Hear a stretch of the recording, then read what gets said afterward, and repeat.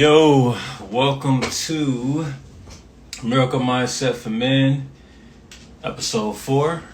I am your host, Heru Dre, aka Dre, aka Handsome Heru. Tonight's subject is emotional intelligence and emotional maturity. So we're going to do a quick recap of last episode. Last week's episode was about rites of passage, having a ritual or a ceremony about basically transforming your old ways into new ways, like in a ritualistic way. I think I said that word right. Yeah, in a ritualistic way.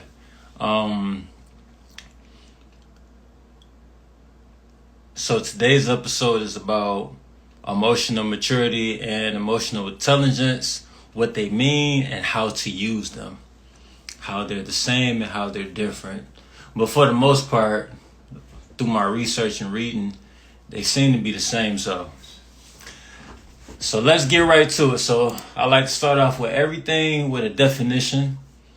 And I have a definition of what emotional intelligence is and the components of it. So emotional intelligence is the ability to recognize, understand, and manage your own and others' emotions. It is also known as emotional quotient, EQ, right? So there are a few components to emotional intelligence. You have self-awareness. It's understanding your own emotions, strengths, weaknesses, values, and goals. You got self-regulation, controlling or redirecting disruptive emotions and impulses. Then we got social skills, considering other people's feelings, especially when making decisions. That's empathy. Social skills is managing relationships to get along with others. Empathy is considering other people's feelings, especially when making decisions. And we got motivation, being aware of what motivates you. So those are the components of emotional intelligence, okay? Now we're going to talk a little bit about this before I get into the next definition of what emotional maturity is. So having emotional intelligence, you have to be able to, accept criticism and take responsibility. Like take inventory on your actions, how you think, say, speak, or feel, right? We live in a time now for the men out there, like they're being overly emotional and they're not being articulate with how they feel when expressing themselves. And they're taking out emotions out in actions where it can be very irrational. They're not thinking straight. They're not taking a step back and thinking 5 times before they make any type of decision. Okay? And you got to understand, when you have emotional intelligence, you have to accept the fact that you're going to be wrong and make mistakes. And, it comes with the territory. Like, we're not going to all have great days. Every day is not going to be perfect, right? And we have to accept that. And I talked about that a few episodes ago about acceptance and forgiveness. You have to be able to accept who you are, how you are. Good or bad, doesn't matter. But the simple fact that you are aware of it and you're working on it every single day is what matters the most. And having emotional intelligence is being able to say no when need to. You can't be a yes man. That's how people will take advantage of you. People will take advantage of pushovers. You can't be a pushover. You got to stand firm, 10 toes down, with your chest out, with a deep voice, and tell them like, no, I don't want to do it. And you have to believe in what you say, and you have to mean what you say and say what you mean, but do it in a respectful way where it's not coming off arrogant or disrespectful or, condescending. So having emotional intelligence, and when something is not going right, learning how to adapt to the situation and move forward.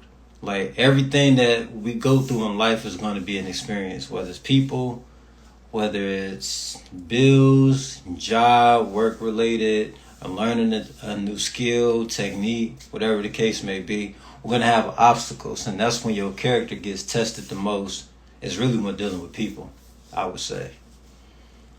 But if you can stay persistent and consistent of who you are and what it is you're trying to be, and or if you're goal-minded, like emotional intelligence be like a snap, like real easy, right?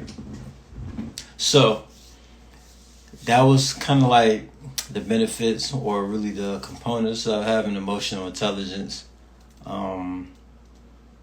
It's very important to have it, only for the simple fact that too many times we're doing a lot of things without actually thinking of repercussions of irrational methods or things we may do or say.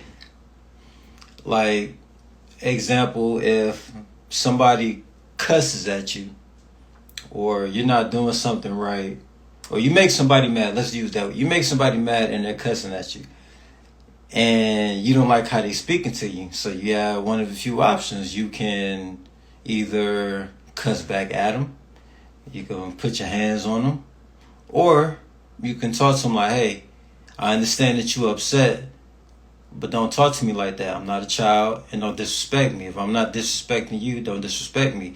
And if you're going to continue to disrespect me, I'm going to leave, or I'm going to just get out of the way, because what I'm not going to do is stand here and be talked to like I'm some child. That's just an example. You ain't got to really say it like that, but it's just an example of how you use your emotional intelligence in a situation like that. And if it does escalate to a point where they're talking over you and they're still cussing at you and stuff like that, sometimes you got to give them a look. You got to be stern about that. Say like, well, for me, I've done this and this, it works for me, but it works for me. I just look him in the face like, watch who the fuck you talking to. And I give him a look. It's like a serious look, like, don't fuck with me. And they get the look and they understand it, and they kind of just like back up. I don't know, maybe because I'm a black man and I got muscles. I don't know. Whatever the case may be, but that's just an example. But you got to stand up for yourself, but also be strategic and be intellectual with how you stand up for yourself in a respectful way. Now, I understand people may say, well, if they disrespect me, I'm going to disrespect them. And that's okay. By all means, if that's what you want to do, go ahead and do it. I'm just giving you a different perspective and a different outlook on how to handle situations like that, so it doesn't escalate to a tit for tat thing, you know what I mean? Like, be the bigger person. So that's for emotional intelligence. Now we're going to talk about emotional maturity. It's the ability to understand and manage your emotions in a way that helps you build healthy relationships and live a fulfilling life. It involves being aware of your emotions, knowing why you feel them, and responding to them in a productive way. Okay? Now here's our signs of emotional maturity. Self-awareness. Same thing with emotional intelligence. You understand yourself and your thoughts and your behaviors. We talked about that earlier. Like, sit back and just think, and before you act or speak on something, just make sure it's the correct response in any type of situation. We got empathy. You can recognize and understand the emotions of others. I think that was another definition or another component of emotional intelligence. Yeah, it is. Self-control. We talked about that earlier. You can react appropriately to your feelings, even in challenging situations. We talked about that too. I gave an example of somebody talking to you crazy and how to handle it. I mean, you can handle it your way, but if it comes down, you have to throw hands. Hey, you do what you got to do, but everything could be avoided. Any and everything could be avoided.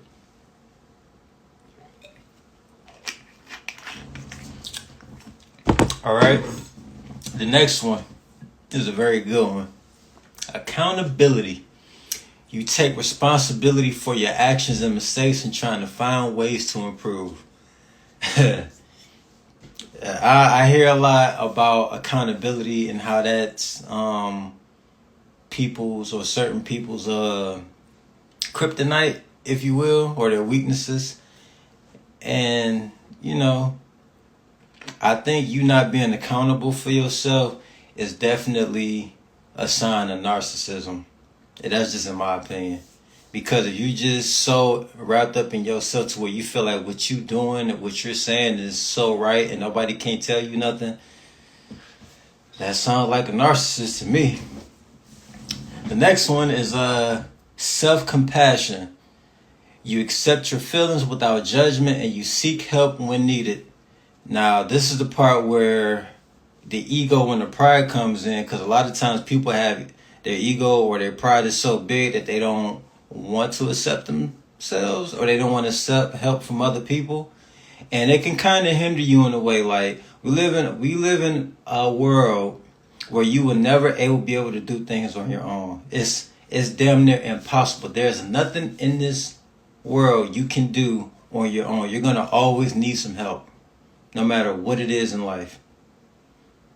So when I hear a lot of talk about I don't need this person, I don't need that person, well, you really kind of do. You need everybody that's in your life, whether it's for a minute, a second, an hour, a few weeks, few months, few days, few years.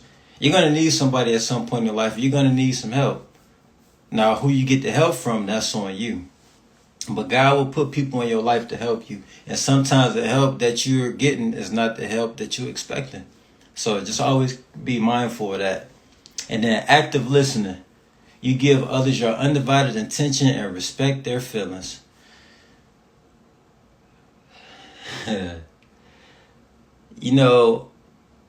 So for me, I'm the type of person, if somebody is talking to me, I'm not going to be the one who interrupts them when they're speaking. I like to listen to understand them and get a very comprehensive way of what they're saying, so that way I'll be able to take in the information and apply it to whatever the conversation is about. A lot of people don't know how to actively listen. They're too busy trying to focus on and respond. It's like they listen to respond and not listen to understand the situation.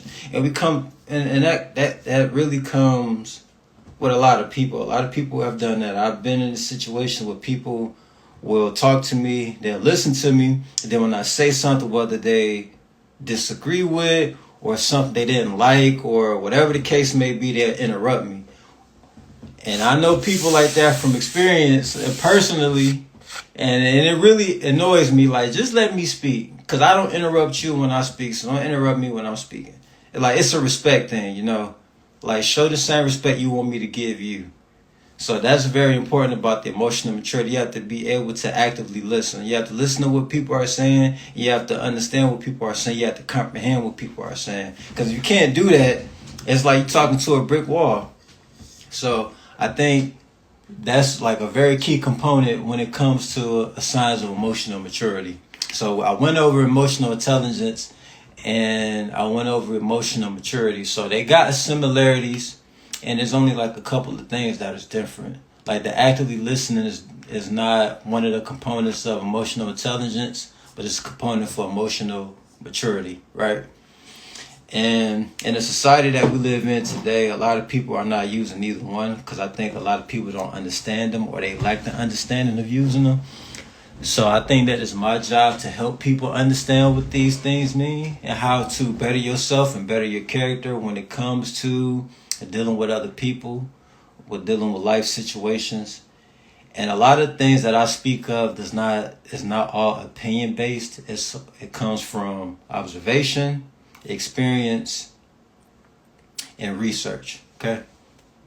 I don't know why that popped up, but it comes up with those three things, and this is how I come up with all of the information that I do, because all I do is sit up and listen to a lot of different things, and I take mental note of what's going on.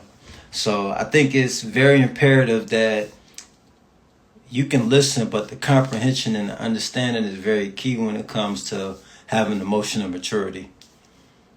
You have to understand that everything is a compromise. We can't live in a world where everybody would think the same, because we would never be able to have the things that we have now. If everybody thought the same, just imagine how this world would be, right? But you need people to think differently to come up with different stuff. That's how you build the infrastructure of a kingdom, right? Or a palace, or whatever the case may be. So now the difference between emotional maturity and emotional intelligence. Emotional maturity is when you become an adult. Sometimes you gotta be the bigger person in situations. You know, if somebody is being rude to you or they cussing at you and stuff like that, you have options. You always have a choice. Don't never let nobody tell you to. Don't never let nobody say you that you don't have a choice. You always have a choice in life. It's like when I be on the internet, I be hearing people talking about they live a better life because they got more money. Or why are people not living this luxurious life because they're not doing whatever. And I don't believe that you live a better life than somebody. I believe that you make different choices than people. Your choice afforded you the lifestyle you got. Their choices afforded them the lifestyle that they have. Doesn't make it better or worse. And I think the comparison is what's destroying us, especially the millennial generation and Gen Z. Right? It's Gen Z after this one, right? Yeah. So I just think that when it comes to having the emotional maturity, you got to be goal-minded. You got to focus on you. Yo, what up, Zen? You got to focus on you. It's like you got to have blinders on, right? Keep your blinders on. Like you can't see what's going on over here. Can't see what's going on over there. You got to have a straight focus, right? And then when you have a straight focus, like nobody can stop you. You be persistent in your focus, and it's like you be untouchable. And that's how I feel at times. Like I'll focus on me. I don't care what they doing, what they got going on and stuff like that. I feel like me trying to live somebody else's life would make me unhappy. I have to live a life that brings me joy. And it's this quote that's on my wall that I look at almost every day that I come in here. It's the 7 rules of life. And the one that says on here is, which one is it? Yeah, ignore them. Don't listen to other people. Live a life that's empowering to you. I live by that. I think everybody should live by that rule of life. Ignore them. Ignore what's going on. Not saying like don't be aware. Still be aware of what's going on, but ignore the things that's going to deter you from your focus. So I definitely love that. That's like the 6th rule of life. Ignore them. And number 7, most definitely. I love that it's 7. You know, everybody know the significance of the number 7. It's on you. Only you are in charge of your happiness. Nobody can bring you happiness, and they can't take it from you. That's something that's within you. Or joy. We'll say joy because happy is a happening. It's at the moment. When you have true joy, it's like nobody can take that from you. So I think that that's a very important one. Just have joy. And don't let nobody steal your joy either. Because you got people out here that hate to see you happy. So, you know, just kind of, you know, brush it off. Ignore them. You know, live a life that's empowering to you. I think that is it. I didn't want to make this video too long. I try to make them about 15 minutes and get straight to the point. So I went over what emotional intelligence is and emotional maturity is. So I will do a recap on it just in a nutshell. You know, emotional intelligence is the ability to recognize, understand, and manage your own and others' emotions. Okay? And then emotional maturity is the ability to understand and manage your emotions in a way that helps you build healthy relationships and live a fulfilling life. So, thank y'all for who all tuned in and alive. And I want to thank everybody who will be watching the video later. This episode was called This episode was called Emotional Maturity and Emotional Intelligence. The next episode I will be dropping on Thursday, which is February 13th. That one is going to be called Brotherhood. Now, this is a very, very important episode to talk about. But, last thing too. I like recommending books just to have a follow-up on what emotional maturity and emotional intelligence look like. And give you a starters like to read this. It's like a quick book. Damn, I can't get it out. It's called The Four Agreements. Now, some people may have read it. This is a life-changing book. Like, this book, like, single-handedly changed my life because I read it and I understood what it could do for me. This is by Don Miguel Ruiz. Yep. So this is a very good, practical way of handling and understanding emotional maturity and emotional intelligence. So I recommend people get this book. The first agreement is, it's usually on here. I'm gonna tell y'all what the four agreements are. It's really 10, but I'm just tell y'all the four. Be impeccable with your word. Don't take anything personally. Don't make assumptions, and always do your best. So, all right, y'all. I'm about to go ahead and get on up out of here. So, thank you for everybody who tuned in and stuff, and thank you for everybody who'll be watching the video later. Got any questions, comments, concerns, or any opinions about the video, hit me up in a DM. You know, if you got my number, you can call me, text me, whatever. And I will see y'all next time.